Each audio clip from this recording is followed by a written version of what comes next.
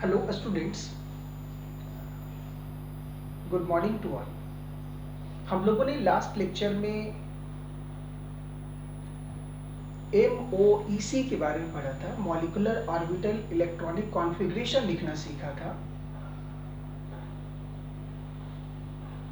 Bond order निकालना सीखा था और हमने आपको ये बताया था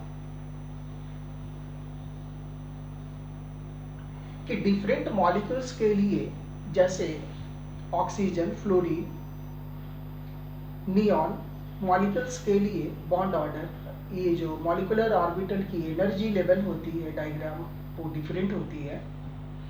M2, C2, B2, BE2 की molecular orbital energy level diagram से क्यों होती है, यह भी मैंने आपको डिस्कस किया था लास्ट क्लास में। आज मैं बॉन्ड ऑर्डर के बारे में ही मैं बताऊंगा, लेकिन बॉन्ड ऑर्डर को फाइंड आउट करने की कुछ ट्रिक्स मैं बताऊंगा, जिसे आप मॉलिक्यूल को देख करके आसानी से बॉन्ड ऑर्डर बना लेंगे। तो चलिए हम लोग पहले स्टार्ट करते हैं, कुछ ट्रिक सीखते हैं कि बॉन्ड ऑर्डर को कैसे फाइंड आउट किया जाए। उसके बाद फिर हम लोग सीखेंगे कि पैरामैग्नेटिक डायमैग्नेटिक बिहेवियर को भी कैसे किसी मॉलिक्यूल को देखकर हम लोग फाइंड आउट करें। तो चलिए हम लोग सीखते हैं tricks for finding bond order. तो सबसे पहले इसके लिए आपको ये बातें दिमाग में रखनी होगी कि N2 की बॉन्ड ऑर्डर 3 होती है और इसमें इलेक्ट्रॉन्स कितने होते हैं? 14 इलेक्ट्रॉन्स होते हैं। ये मॉलिक्यूल्स हो गए, ये बॉन्ड ऑर्डर है, ये इलेक्ट्रॉन्स है। नाइट्रोजन के एक एटम्स में 7 इलेक्ट्रॉन्स होते हैं, तो 2 में 14 हो गए, तो ये 14 इलेक्ट्रॉन्स हो गए। तो 14 से अब नीचे इसको बढ़ाइए आप, तो 14, 15, 16, 17, 18, 19। अब देखिए यहाँ से आप 0.5 डिक्रीज कीजिए। यहाँ N2 थे, ये जब किसी मॉलिक्यूल में 15 इलेक्ट्रॉन्स होंगे तो उसके बॉन्ड ऑर्डर होंगे 2.5। जब 16 होंगे तो उसके बॉन्ड ऑर्डर होंगे आपका 2.0। जब 17 होंगे तो होंगे 1.5। जब 18 होंगे तो इसके बॉन्ड ऑर्डर होंगे 1। अब इसके ऊपर चलते हैं, 13, 12, 10, ठीक है। अब यहाँ से जब 13 इलेक्ट्रॉन होंगे तो फिर इसको घटाइए 2.5। जब 12 होंगे तो 2.0। जब 10 होंगे तो 1.5। जब 9 इलेक्ट्रॉन्स होंगे तो 1.0। ऐसा जब 9 से और भी घट जाए, 8 इलेक्ट्रॉन्स होंगे तो 0.5। इस तरह से चलिए और आगे हम लोग देखते हैं 1.0। तो आप इसे याद रखिएगा कि नाइट्रोजन की जो बॉन्ड ऑर्डर होती है वो 3 होती है और इससे कितना ज्यादा है, तो नाइट्रोजन का 14 है। तो यदि आप देखते हैं कि किसी में 15 आ रहा है टोटल नंबर ऑफ इलेक्ट्रॉन्स, ठीक है, तो आपको पता है 14 वाले का कितना 3 है, तो 15 वाले का एक इंक्रीज हो रहा है या डिक्रीज हो, दोनों ही कंडीशंस में 0.5 डिक्रीज कर जाएंगे। जैसे मैं एग्जांपल देता हूँ आपको, जैसे आपको ये बॉन्ड ऑर्डर निकालनी है, ये आपको BE2 का, या BE2 नहीं, कोई C2 लेते हैं। चलिए बॉन्ड ऑर्डर आपको निकालिए C2, bond order of C2 molecule. तो C2 मॉलिक्यूल्स की बॉन्ड ऑर्डर आप निकालेंगे तो टोटल इलेक्ट्रॉन्स कितने होंगे? कार्बन में 6 है, यानी कि टोटल इलेक्ट्रॉन्स इसमें 12 इलेक्ट्रॉन्स होंगे। अब ये 12 इलेक्ट्रॉन्स देखिए कहाँ आ रहे हैं, देखिए 14 का कितना था 3, 13 का 2.5, 12 का 2, तो इसके बॉन्ड ऑर्डर कितने हो जाएंगे? 2 हो जाएंगे। यहाँ पर एक बात ध्यान देने वाली है, यानी एक कार्बन और कार्बन के बीच में ये डबल बॉन्ड है, 1 मॉलिक्यूल ऑफ C2 में, ठीक है, और C2 मॉलिक्यूल का फॉर्मेशन करते हैं। इसमें एक बहुत ही इंपॉर्टेंट बात ये है कि आप किसी भी मॉलिक्यूल को देखें, कहीं भी डबल बॉन्ड आपको मिलता है तो उनमें एक पाई और एक सिग्मा होते हैं, लेकिन C2 ही एक ऐसा मॉलिक्यूल है जिसमें दोनों ही बॉन्ड पाई होते हैं। ठीक है।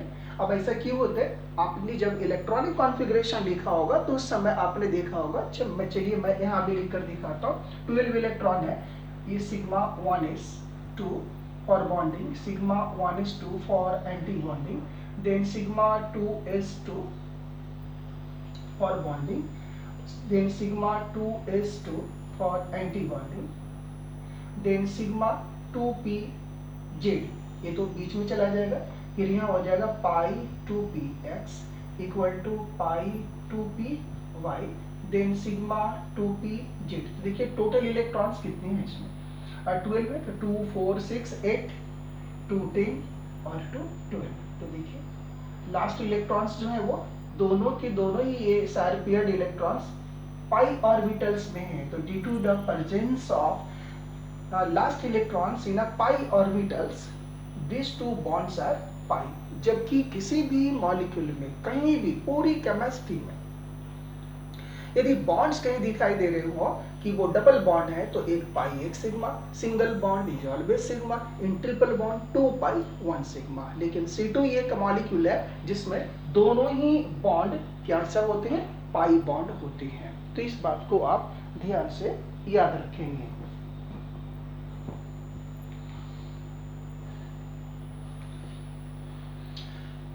तो ये बॉन्ड ऑर्डर निकालने के, चलिए और भी मैं बताता हूँ, और भी कुछ मॉलिक्यूल्स हैं। देखिए तो ये बॉन्ड ऑर्डर हो गए। नेक्स्ट जैसे मान लेते हैं, हम लोग ले लेते हैं कोई दूसरी मॉलिक्यूल NO, यहाँ मैंने ये बात पता चल गई। अब चलिए अब यहाँ लिखते हैं NO की बॉन्ड ऑर्डर निकालते हैं। देखिए या ऐसा लिखते हैं O2, ठीक है। तो O2 में कितने इलेक्ट्रॉन है, 8 2 जा 16, इसमें 16 इलेक्ट्रॉन्स है। तो देखिए 14 15 16, तो 14 का 3, 15 का 0.5 घटाइए 2.5, ठीक है। और फिर ये 16 का 2.2 और घटाइए, यानी कितने 2, यानी इसकी बॉन्ड ऑर्डर कितनी होगी, 2 बॉन्ड ऑर्डर होंगे।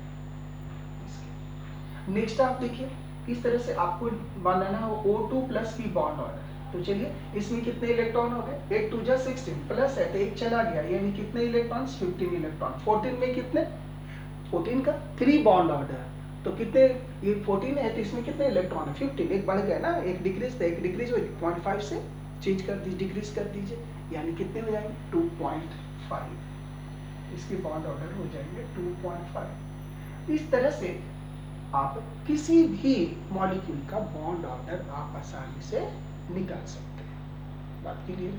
तो ये हो गए बॉन्ड ऑर्डर्स निकालने के लिए। कुछ भी दे दे आपको बॉन्ड ऑर्डर आप निकाल सकते, जैसे आपको ऐसा दे दे N2 प्लस, चलिए 14 एक चला गया, कितने हो गए 13, कितने से घटेंगे 0.5 से, तो इसकी बॉन्ड ऑर्डर कितने हो गए 0.5 2.5, ठीक है। यदि आपको ऐसा दे दे N2 माइनस, इसके भी बॉन्ड ऑर्डर कितने हैं 2.5, इसके भी बॉन्ड ऑर्डर 2.5, क्योंकि एक बढ़ाना 15 का, देख रहे हैं ना 15 है फिर भी 2.5, 13 है फिर भी 2.5। तो आपको नाइट्रोजन को दिमाग में फिट कर लेना है, इसकी बॉन्ड ऑर्डर कितनी है, और इससे जितने इलेक्ट्रॉन्स डिक्रीज होंगे, आप देखिए एक इलेक्ट्रॉन डिक्रीज हो पॉइंट, उसके लिए 0.5 आपको डिक्रीज कर देना है, डिक्रीज हो चाहे इंक्रीज हो, ठीक है। जितने इलेक्ट्रॉन के डिफरेंसेस होंगे, ठीक है, 3 से उतने ही आप 0.5 उसमें डिक्रीज कर दीजिए, वही उसका बॉन्ड ऑर्डर होगा। तो शायद I hope you all understood about this technique, how to calculate the bond order. केवल देख करके बता देंगे कि उस और इलेक्ट्रॉन्स फाइंड आउट कर लीजिए कि उसमें कितने हैं और उसकी बॉन्ड ऑर्डर आप बता सकते हैं। नेक्स्ट अब हम लोग सीखते हैं, ये जो बॉन्ड ऑर्डर आपने निकालना सीखा, तो ये बॉन्ड ऑर्डर हम लोगों ने जो सीखा वो डाई एटॉमिक मॉलिक्यूल का सीखा।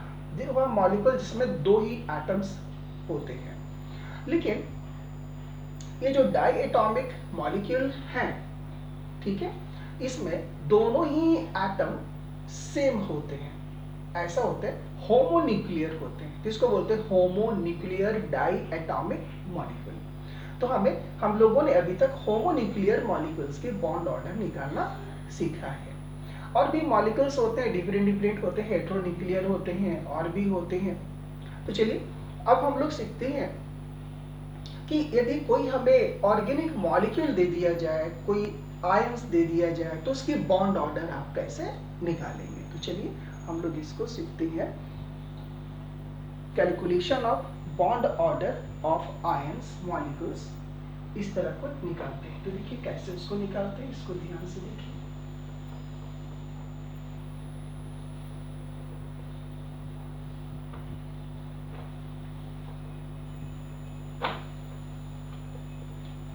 किसी आयंस की बॉन्ड ऑर्डर को निकालना।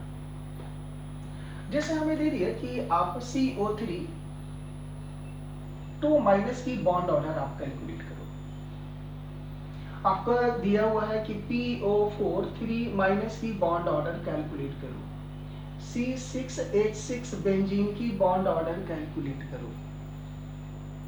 तो आपको यदि बॉन्ड ऑर्डर कैलकुलेट इन सभी को करने के लिए आ जाए, तो फिर ये जो आप मेथड यूज कर रहे हैं वो आपका काम नहीं करेगा। कोई भी कहीं और बुक्स में भी आप नहीं देखेंगे किस तरह के मॉलिक्यूल्स का बॉन्ड ऑर्डर कैलकुलेट करना। किसको, इस तरह के मॉलिक्यूल को की बॉन्ड ऑर्डर कैलकुलेट दो तरीके से किया जा सकता है। आपको जो अच्छा लगे इसमें उसको आप एक्सेप्ट कर लीजिए, मैं दोनों ही बता देता हूँ आपको। जैसे सबसे फर्स्ट इसकी आप स्ट्रक्चर लिखिए, कार्बन, ऑक्सीजन, ऑक्सीजन, यहाँ माइनस चार्ज, यहाँ माइनस चार्ज। इसकी ऑक्सीजन की कोवैलेंसी 2, तो यहाँ डबल बॉन्ड बना लीजिए। यहाँ माइनस था तो कोवैलेंसी अब 1 हो गई, तो सिंगल बॉन्ड बना लीजिए। इसको 1, इसको 2, इसको 3 कीजिए। अब आप क्या कीजिए, ऑक्सीजन एटम्स को माने किसी भी एटम्स, जो भी एटम्स है उसको एज इट इज छोड़ दीजिए और उसमें जो बॉन्ड है उसको रोटेट कीजिए। चलिए तो इसको रोटेट करेंगे तो इसको कितनी तरह से लिख सकते हैं, CO,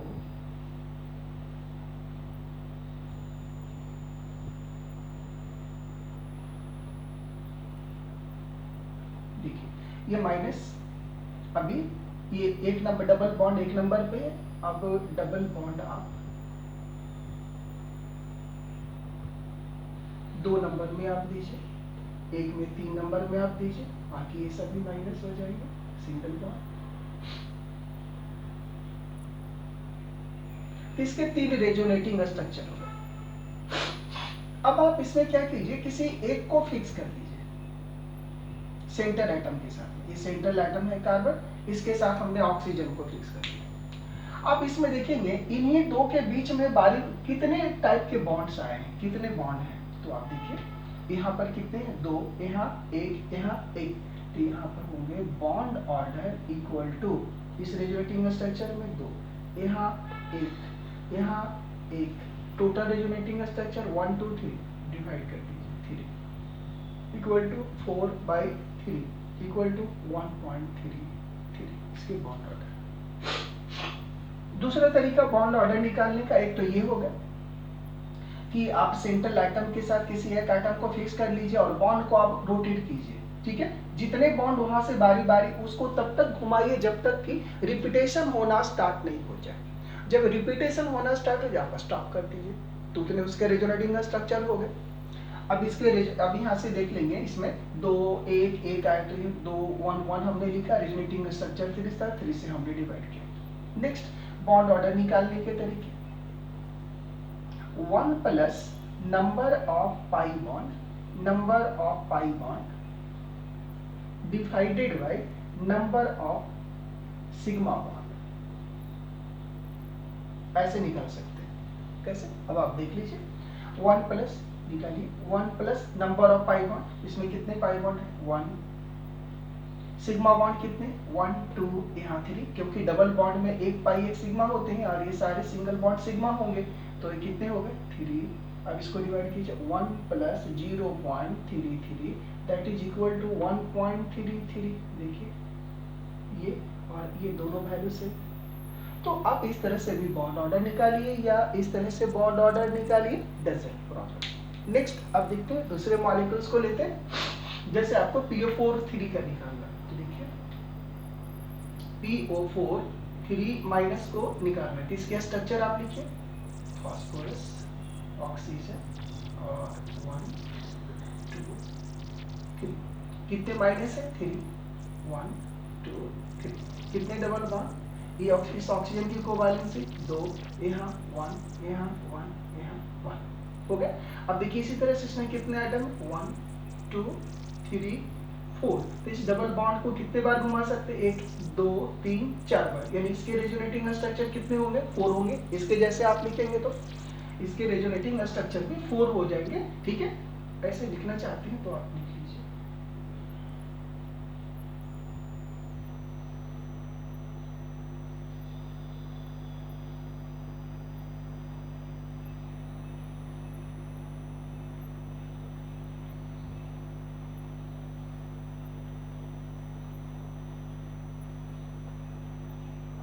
इसके 4 रेजोनेटिंग स्ट्रक्चर होंगे। डबल बॉन्ड की पॉजिशन चेंज करते जाइए। देखिए पहले मैं यहाँ लिखता हूँ डबल बॉन्ड, ये सभी माइनस हो गए, सिंगल बॉन्ड एक, दूसरा डबल बॉन्ड यहाँ कीजिए, ये सारे सिंगल होंगे, माइनस, डबल बॉन्ड यहाँ कीजिए,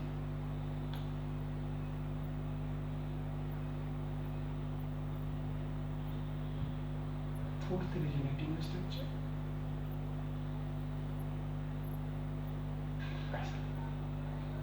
अब इसको जब रोटेट करेंगे बॉन्ड को तो ये इनिशियल आ जाएगा, यानी टोटल रेजोनेटिंग स्ट्रक्चर 4। अब देखिए किसी एक को पहले वाले मेथड से सेंट्रल एटम के साथ किसी एक को आप फिक्स कर लीजिए। अब इनमें देखिए कितने बॉन्ड आए हैं, तो बॉन्ड ऑर्डर इक्वल टू यहाँ कितने हैं 2 प्लस यहाँ 1 प्लस यहाँ 1 प्लस यहाँ 1, resonating total resonating structure 4, divide कीजिए 2 3 4 5, 5 बाई 4 इक्वल टू 1.25। चलिए इस मेथड का यूज कीजिए, बॉन्ड ऑर्डर आप निकालिए, that is equal to 1 plus number of pi bond, इसमें कितने पाई है, एक पाई है, 1 डिवाइडेड बाय सिग्मा बॉन्ड, देख लीजिए 1 2 3 4, that is equal to 1 plus 0.25 equal to 1.25। देखिए आगे तो जो आपको मेथड अच्छा लगे वो आप उस मेथड से रेजोनेटिंग स्ट्रक्चर्स को कैलकुलेट कर सकते हैं। मैं समझ रहा हूँ आपको रेजोनेटिंग स्ट्रक्चर कैलकुलेट करना आ गया होगा। चलिए एक और मॉलिक्यूल लेते हैं। सॉरी भाई,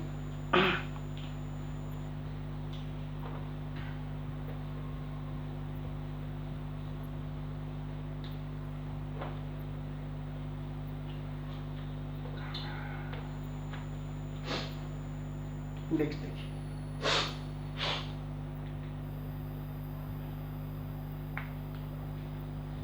नेक्स्ट इसके बाद हमारे पास बेंजीन थे C6H6, इसकी स्ट्रक्चर आप लिख लीजिए।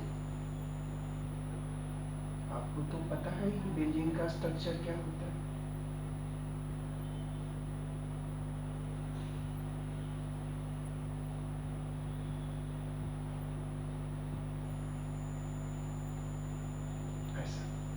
डबल बॉन्ड, चलिए बॉन्ड ऑर्डर निकाल लीजिए, bond order 1 plus number of pi bond, देखिए 1 2 3 पाई, क्योंकि यहाँ pi sigma pi sigma pi sigma, ये सारी सिग्मा, ठीक है, इनके बीच में जितने भी बॉन्ड है सारे सिग्मा ही हैं। ये रेजोनेंस में इन्वॉल्व नहीं है, जो रेजोनेंस में इन्वॉल्व है ये यहाँ से देखना है आपको। तो ये टोटल कितने हो गए पाई 1 2 3, ठीक है, और इसके रेजोनेटिंग स्ट्रक्चर्स 2 आएंगे टोटल यहाँ से। ये रेजोनेटिंग स्ट्रक्चर पाई बॉन्ड 3 हो गए divided by total number of sigma bond 1 2 3 4 5 6, इसको डिवाइड कर दीजिए 2, यानी 1 प्लस 0.5 इक्वल टू, इसको डिवाइड करेंगे कितने आ गए 1/2 0.5, यानी 1.5 ऐसा।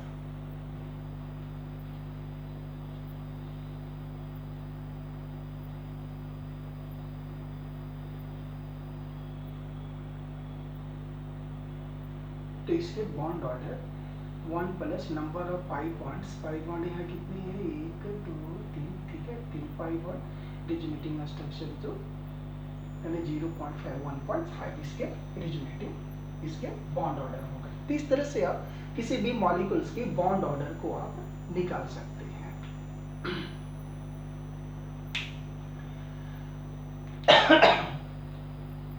तो आई होप आप सभी लोग बॉन्ड ऑर्डर निकालना सीख गए होंगे, आयन हो चाहे कुछ भी हो। नेक्स्ट इसमें आपको पूछा जा सकता है, फॉर्मल चार्ज भी पूछा जा सकता है। यदि मान लेते हैं आपसे कहा जाए कि ये PO4 3- में इस फास्फोरस का फॉर्मल चार्ज बताइए, इस फास्फोरस का फॉर्मल चार्ज बताइए, या फिर ये सारे ऑक्सीजन का फॉर्मल चार्ज बताइए। ऐसे भी हो सकता है। जैसे मान लिया आपको formal charge of oxygen find out करने के लिए कहा जाए, तो इस पे कितना, ये तो 0 है, तो न्यूट्रल है ना, तो यहाँ से फॉर्मल चार्ज तो ऐसे भी निकाल सकते हैं। मैंने फॉर्मल चार्ज आपको निकालना सीखा है, जैसे फॉर्मल चार्ज ऑफ ऑक्सीजन। अब यहाँ ये मेंशन नहीं है कि किसी एक पार्टिकुलर ऑक्सीजन का निकालिए, पूरा ये, तो जिस पे जितना चार्ज है सब लिख दीजिए। देखिए -1 यहाँ, -1 यहाँ, -1 यहाँ, 0 डिवाइडेड बाय, ठीक है, कितने ऑक्सीजन थे, 1 2 3 4, यानी कितने होंगे, -3/4, ठीक है। ये इसके फॉर्मल चार्ज हुए, यानी ये हो जाएंगे माइनस 0.75 इतने फॉर्मल चार्ज। इस तरह से आप निकाल सकते हैं किसी का कितने फॉर्मल चार्ज निकाल सकते हैं, उसके बॉन्ड ऑर्डर निकाल सकते हैं, ठीक है। तो शायद आप बॉन्ड ऑर्डर निकालना समझ गए होंगे किसी मॉलिक्यूल का भी। नेक्स्ट अब हम लोग देखते हैं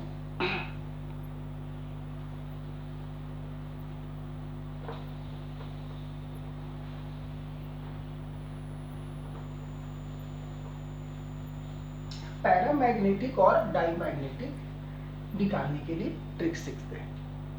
तो पैरामैग्नेटिक और डायमैग्नेटिक क्या होता है उसको पहले समझते हैं। वह स्पेसिस जिसमें अनपेयर्ड इलेक्ट्रॉन्स होते हैं वो पैरामैग्नेटिक होते हैं, और वह स्पेसिस जिसमें पेयर्ड इलेक्ट्रॉन्स होते हैं वो डायमैग्नेटिक होते हैं, और जो डायमैग्नेटिक होते हैं एक्सटर्नल मैग्नेटिक फील्ड में वो रिपेल्ड हो जाती हैं, जबकि पैरामैग्नेटिक जो होती हैं वो एक्सटर्नल मैग्नेटिक फील्ड में अट्रैक्ट हो जाते हैं। तो ये पैरामैग्नेटिक और डायमैग्नेटिक सब्सटेंस कैसे होते हैं वो है। लेकिन पैरामैग्नेटिक होते कैसे, due to the presence of unpaired electrons, due to the presence of paired electrons diamagnetic होते हैं, ठीक है। तो इस तरह से हम लोगों ने, अब हम लोग सीखते हैं कि कैसे पता लगाया जाए, उसकी ट्रिक्स क्या है। तो बहुत ही आसान एक ट्रिक्स है, आप उसको देखिए। जैसे paired electrons, paired electrons diamagnetic,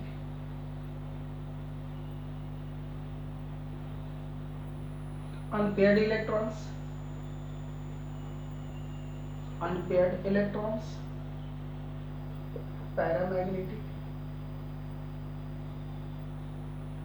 ठीक है। ऐसे तो एक डायमैग्नेटिक और पैरामैग्नेटिक। अब जैसे देखिए इसमें दो एक्सेप्शन है, एक O2, इसमें 8 दूनी 16 16 इलेक्ट्रॉन्स है, तो ये इलेक्ट्रॉन पेयर्ड है, ठीक है, इसमें पेयर्ड इलेक्ट्रॉन्स है, ठीक है, लेकिन ये पैरामैग्नेटिक होगा।